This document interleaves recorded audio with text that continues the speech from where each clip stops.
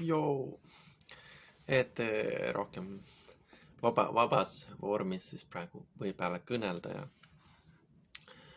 ja millest siis rääkida, meil on väga häid asju jagada, on suurepärased uudised, et minu jaoks isiklikult ma olen super rahul, ma olen väga rahul ühe asjaga siin maailmas ja paljud võib-olla ei soovi seda kuulda ja paljude jaoks ei ole niimoodi. Mina olen super rahul ühe asjaga ja see on super hästi paigas minu jaoks ja ma ei ole sellele väga keskendunud, aga see on minu jaoks läinud super hästi paika ja loomulikult on tegu Eesti poliitikaga. Ja see on suurepärane, mis seal praegu toimub ja mul ei ole lihtsalt sõnu ja ma ei puutu asjasse, muidu ma oleks võib-olla tänulik, aga ma ei puutu asjasse isegi ja mul on super hästi sellega, et minu suhe sellega on selline, et ma olen väga rahul sellega, mis seal on. Jah.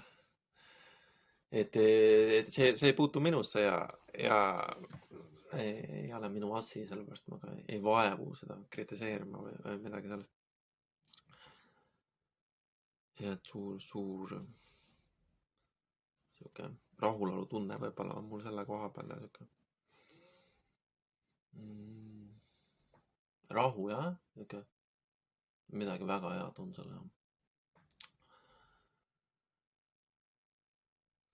Aga ma arvan,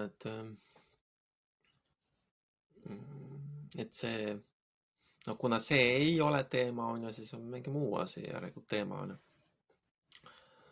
Ehk siis me võiks mõelda ja vaadata, et mis veel on teemad olnud siis meie eludes ja vahepeal oli elukoht oli hästi tähtis teema ja et kus me elame ja miks ja kuidas, on ju, et see oli teema. Siin endiselt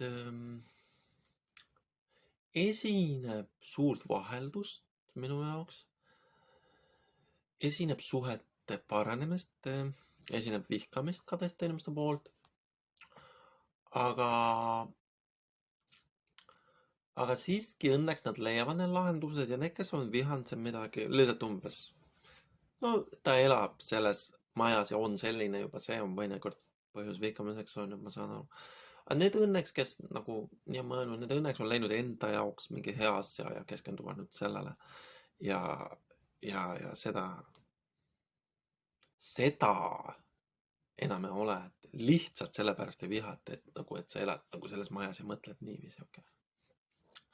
Et ma võin rääkida sellest taustast natuke, miks ja kuidas mõnikord kerkivad vastandmõtted siis teiste inimeste mõtetele, et ma istun siin majas ja loen ajaloo kohta, noh, teise maailmasõja kohta ja palju on minul materjali Nõukogude Liidu poole pealt siis. Ja see on nagu, kuidas nemad näevad seda sõda ja noh, kuidas nad võitsid selle sõja ja miks ja kuidas on. Ja kui ma lähen nagu maailma, no siis palju on inimestel materjali just nagu siis Saksa ja Eesti ja nende poole pealt. Ehk siis loomulikult tegu on sõjajärgse olukorraga, on ju, ja igaüks vaatab, kuidas saab ja noh, tundub, et jaa, seda toetada või seda, aga mis mulle meeldib, see on Nõukogude Liidu poole pealt kirjutatud ajaloos, et neil on kõige super hea meel, et sõda on läbi. Et see on üks asi, mis mulle meeldib nende puhul. Ja mida ma ei tähelda võib-olla väiksemate riikide puhul, noh näiteks Saksamaa või Eesti, mis väikseid riike veel on olemas, et nende puhul ei ole märgata seda, et nad oleksid super rahul lihtsalt sel põhjusel, et suur sõda on läbi. Aga Nõukogude Liidu poolt kirjutatud ajaloo puhul on seda märgata, et inimesed või nagu see meelsus või meeleolu on selline, et me oleme nii õnnelikud, et sõda on lõpuks ometi läbi, et seda on nagu tunda selle puhul. Ja mina olen nagu selle poolt, selles mõttes, et enam ei ole ju hullu midagi, selles mõttes. Või noh, ma ei saa aru, kuidas nagu osad inimeste jaoks on endiselt midagi hullu lahti, on ju. Võib-olla siis, kes on rohkem seotud väiksemate riikidega või midagi. Aga just jah, mulle meeldib see meelsus, see Nõukogude Liidu poolt kirjutatud ajaloo puhul, et inimesed on väga õnnelikud, et sõda on lõpuks ometi läbi. Ja. Seda on tunda ja tajuda. Ja loomulikult on väiksema gruppe, kes ei ole rahul endiselt olukorraga, arusaatav, aga siiski minule meeldib see keskendumine sellele õnnetunde, et lõpuks ometi suur sõda on läbi. Ja seda mõtlemisviisi võib-olla nagu ei olnud kohatut ja seda ei tahetud vastu võtta ja taheti minna edasi lahingutega. Ma mõtlen, kas esimeste lahingutega võib-olla siis ka, et ikka tuleb muuta veel kord riigikorda ja mina ei ole seda meelt ja mina arvan, et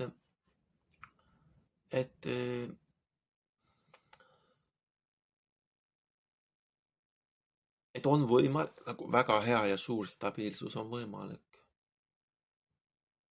Ja ma pigem olen seal, jah. Ma pigem olen seda meelt, et väga hea ja suur stabiilsus on võimalik. Ja ma pigem olen siis ka seda meelt, et olgem õnnelikud ja rahulikud pärast suurt sõda. Et meil ei ole vaja võidelda mingi järjekordse väikse grupiga kõik ära muuta. Et see pole see asja point, et me ei ole sissisõjas, kulla inimesed, meil ei ole sihukest eesmärki praegu. Milleks on? Jah, et ma ei ole sõja ajaloolane, ma ei ole ka ajaloolane, aga mul on juurdepääs õnneks siis materjalidele, mis on vanas talumajas olid jäänud, et kus on inimestel ka enne mind on meeldinud korjata siis erinevat raamatukirjandust, siis väga palju on siin jutte just nagu Nõukogude Liidu käsitluse poole pealt siis just.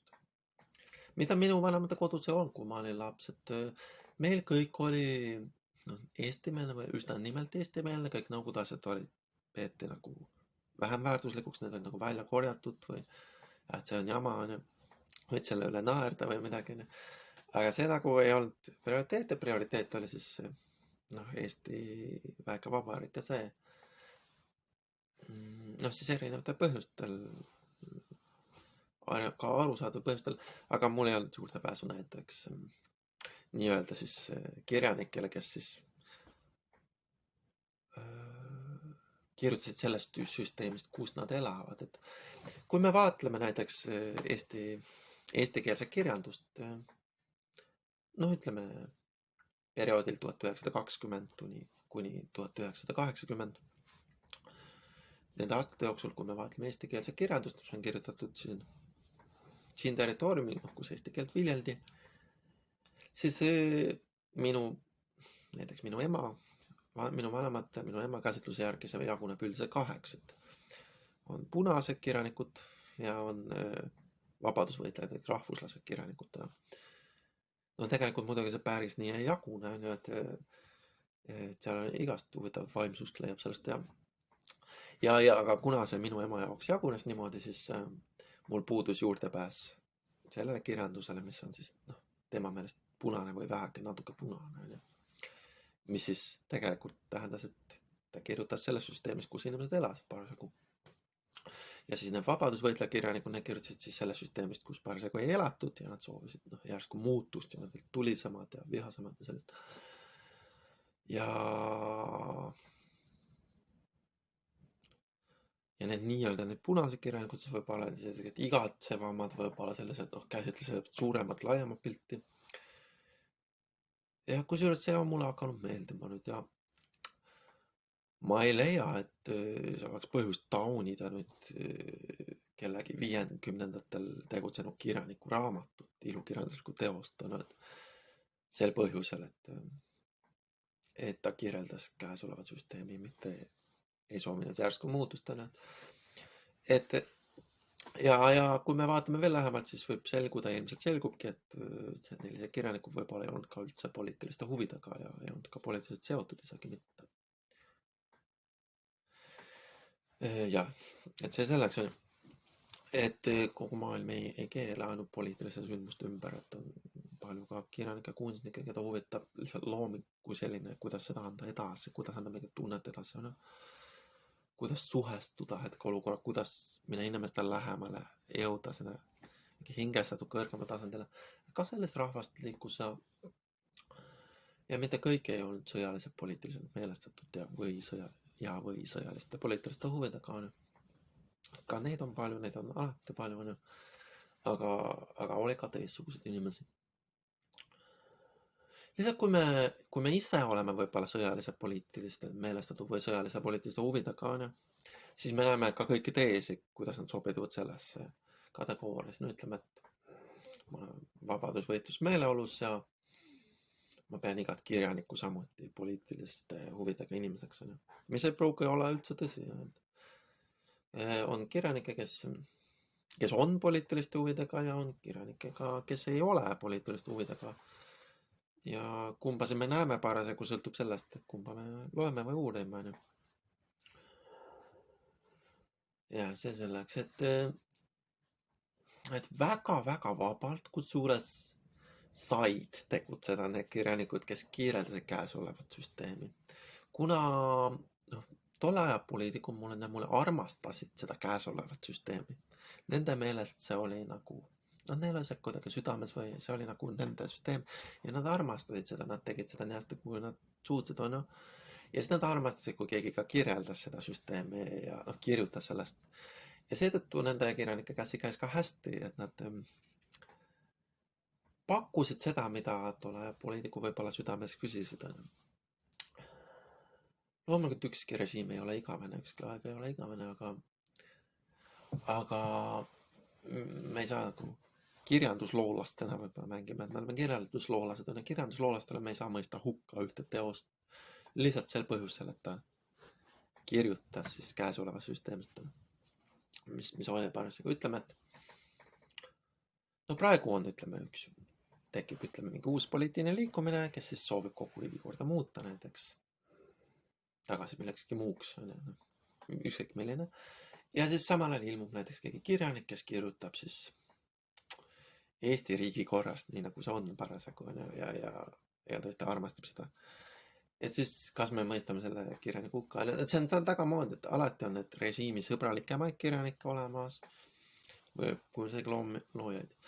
Ja siin ongi see põhjus või see, et mis on sulle nagu armsam või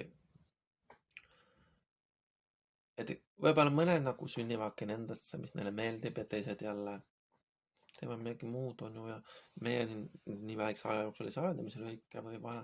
Aga näiteks, kui sa vaatad ka muusikut, näiteks Ludwig van Beethoven või, siis ta pühendas näiteks nagu võimul olete või nagu, mitte suurtele tegelastele, vaid nendele kraahvid või need, meie mõistes mõisnikud, aga tolle Austrias siis võib-olla mõtleme nagu mingi prints või mingi kõrgemad inimesed, on ju, kellel oli palju, et ta pühendas neile muusikat ja sellega arenes neil hea suhe. Et minu meelest on väga ilus mõte näiteks kellegi pühendada muusikat. Et samamoodi võib mõelda näiteks, et ka need nõukogude aja kirjanikud, need pühendasid selle loomingu siis olemasolevate võimudele, on ju. Olid sõbralikud nendega ja soovisid väga hästi või väga hästi nendega läbi saada. Ja vaadata, mis seal on ju.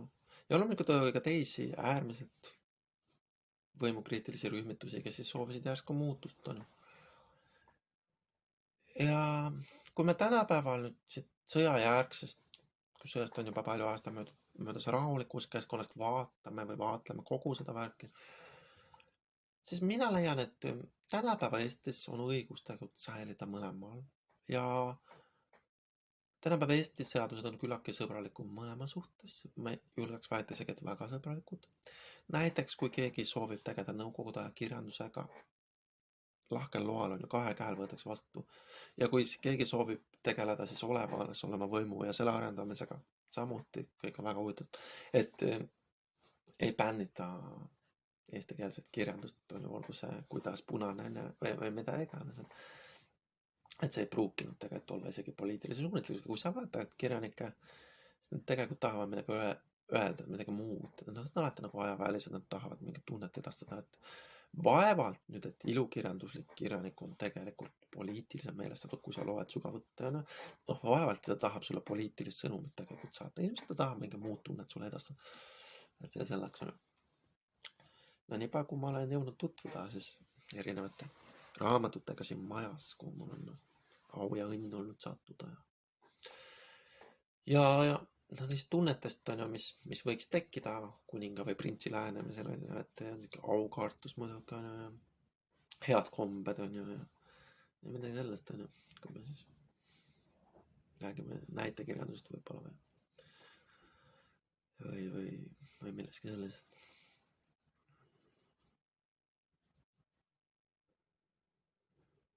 Et jah, mina olen rahul ja mina ka ei puutu asjasse selles mõttes. Jah.